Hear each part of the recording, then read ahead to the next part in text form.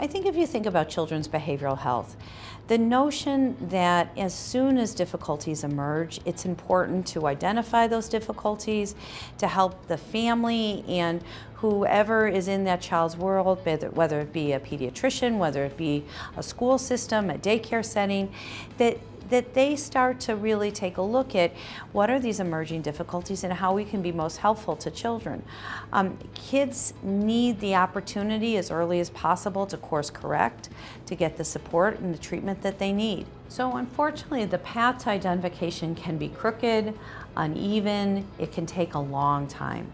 And so I think that this is our challenge in children's behavioral health.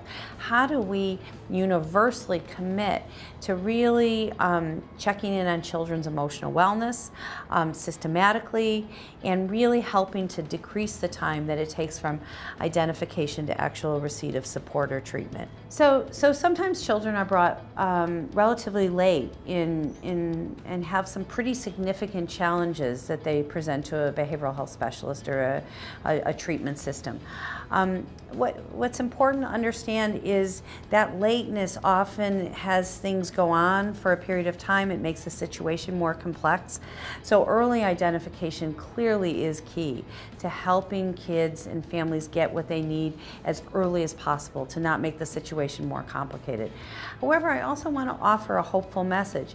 In 2015, we know a lot about how to help children and their families. And so to get the help that they need around their emotional wellness, behavioral health, incredibly critical. And so to be optimistic, if there is a challenge, there's also help for that child and that family. We think the first 30 days also needs to offer optimism and hope. It needs to offer a pathway that a child can do better. And it needs to be a real agreement and a collaboration between a young person, their family member, and a behavioral health specialist. The message that I might want to give to parents is, first and foremost, you know your child the very best. If you are concerned, it's really important that you take a risk and follow up on that concern, to seek out a behavioral health specialist, to get some consultation, to get some feedback, and to really try to understand as early as possible, does your child need some additional support? Would a course of treatment be helpful for you and your child? What we want is parents to feel comfortable really seeking out the help and support they need for themselves and for their children so that their children can do well. I think it's important for us all to remember that even if a problem is identified, that we should remain very hopeful. What we have learned over the last decades around how to help children has really been just groundbreaking. Kids recover more easily and well than those of us that are adults.